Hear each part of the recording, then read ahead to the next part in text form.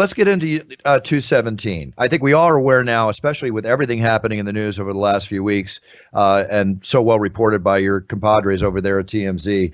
You got to watch how you walk, you got to watch how you talk, and you got to watch how you touch. It's as simple as that. Think ahead before you do something. It's my little bit of I agree. advice to anybody out there. Absolutely. Okay, now, if Bisping wins next Saturday night, do you think this will make him one of the greatest UFC fighters of all time with wins over Silva, Rockhold, and GSP and the most wins in the octagon in his position? Do you think he can be considered one of the greatest UFC fighters of all time? Oh, it's tough too. I think he's going to be considered a guy that's been presented with some very meaningful opportunities, and he's made the most of it. I think he is the biggest underdog that ended up coming out on top. He wasn't really thought to be Luke Rockhold, especially the way that Luke beat him so handily in Macau not too long before. He wasn't really, some people thought he lost to Dan Henderson. Some people thought he lost to Anderson Silva. If he beat George St. Pierre, he's beating George St. Pierre in a different weight class 4 years away. He is always going to be one of the better. When you look at his division, you look up and down the division, you wouldn't identify him as the best person in the division on paper. If you think about Robert Whitaker, Yoel Romero, Luke Rockhold, Right. Chris Weidman, those are the guys that give him a lot of problems in that division. But he's smart, man. He's got 19 plus wins. He goes out there, he'll have 20, unless he already has 20. I know it's like 19 or 20, but he's right up there. I think he has the most wins. Most And wins. if he does get another victory, then you can't deny the man now. You can't deny what he's done, and he's had some losses, but he's always bounced back. And he's given us pretty much the same effort every fight. He comes through. He's pretty consistent on how he puts pressure on, win or lose.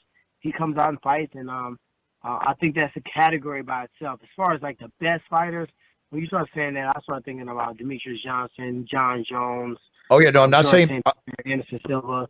I just can't get myself to put him in that same category with those guys because they were dominant. They were dominant in the division. Right. They were beating all the top caliber guys. He just wasn't a guy.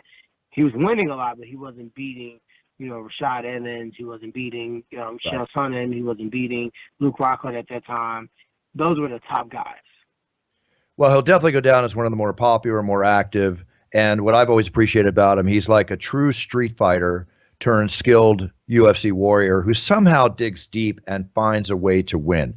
I'm going to definitely look forward to this fight. I mean, George St. Pierre coming back after 4 years, kind of in a metamorphosis, heavier, stronger.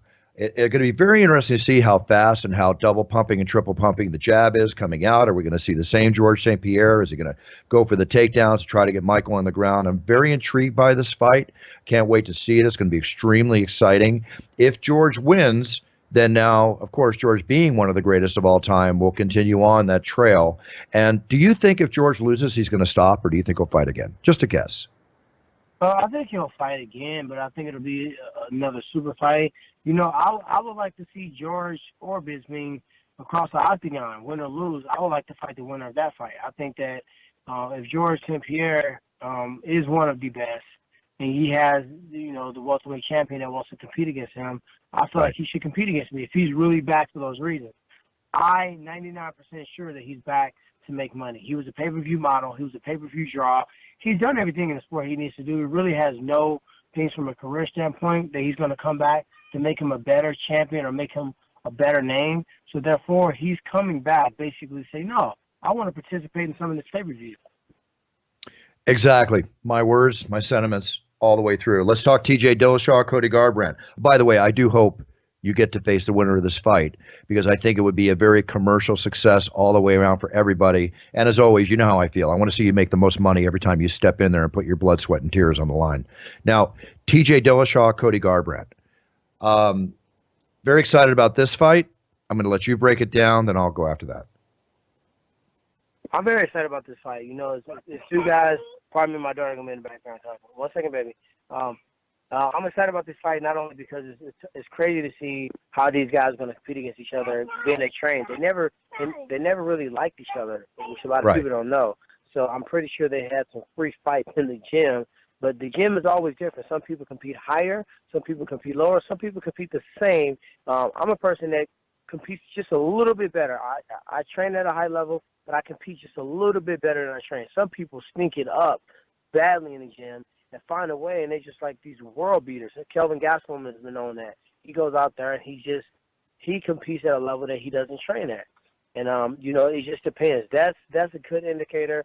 Also, it's just both of these guys have, had a few injuries here and there. And then it's just a lot of pressure. Who's used to dealing with the pressure in the big stage? They both haven't really been on the stage like Madison Square Garden is going to be. And I can tell you that from experience. It's not the same. The weigh-in is going to be crazy. There's going to be so many people. It's going to be a packed house. And it's a different thing. I think both of these guys are professional. I think this fight is a pick-em. I think it's a toss-up, as I do the main event. The only fight that I really see heavily favored for a champion is Joanna Jędrzejczyk. I think Doug Rose is a good fighter. I think Joanna was dead on with the fact that, she sometimes emotionally get too involved in the fight or too passionate with it that she can't really focus and think on game plan and strategy, and it takes Rose out of fight. When Rose is sharp, she's a killer. But I think Joanna is always a killer. I think she's got more consistency and more reps at being that, and I think she's going to walk away pretty handily with the victory. Yeah, I always say may the best man or the best woman win, but in the case of the analysis of Joanna and Rose, Joanna coming in, I think, at a 3.5 to 1 favorite, which really that's bookies basis. That's not the basis for the reality of the situation to a certain extent. Rose is going to give her all she has. This is Rose's chance to shine, but Joanna, I have predicted in the past. And I'm not saying it's hard to say this without saying I'm saying Joanna's going to win. I've just predicted Joanna's going to hold on to this belt for a long time. I really do. Just like Demetrius holds on to the flyweight belt for a long time. So there's 3 championships. You can't see a young lady in that division that's going to provide her with the task to be there. I don't see the lady there. She's hard to take down. Even if she take down, she bounces back up. She doesn't get frustrated very often. She's very smart on how she's winning these rounds. She's one of the only fighters, not just female, one of the only fighters that has an extremely effective jab that she throws so many different types of ways, and she's just completely vicious. She has conditioning for days. She's violent. If she hurts you, she gets you out of there.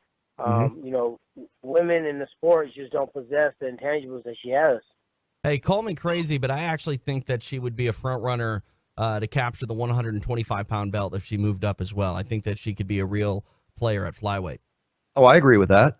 Yeah, I agree with that. I just don't see her having any problems unless she go up to bantamweight. Then it's a problem. Right. That's going to be a little too much for her. I agree. Bantamweight, stick with the flyweight, stick with the strawweight. If that's the choice that she makes. And again, all kudos to Rose. I'm a big fan of Rose, as I'm a huge fan of Joanna. So with that being said, there's 3 championship fights. We got Jorge Masvidal and Stephen Thompson. We got Hendricks coming out against Barcina. Help me, TJ. You're the Octagon announcer, Buffer. I can't help you with that one, my friend. I start working on the names this week. Don't get me to ruin somebody's name. Hey, with me, if it's Tuesday, this must be Belgium. And all I know is this is Monday and Saturday is New York. I'll get it together, guys. No problem.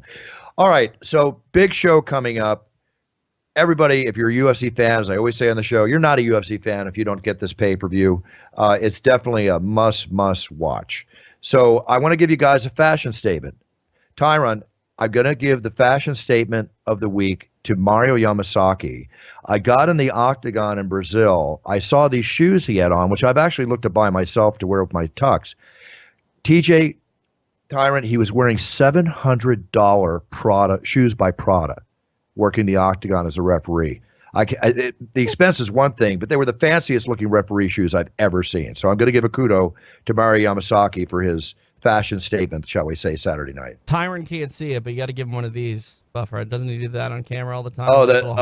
The heart. Didn't he do it? He did it Saturday, right? He always does. Yeah, he always does that. Yeah. I think it's ridiculous.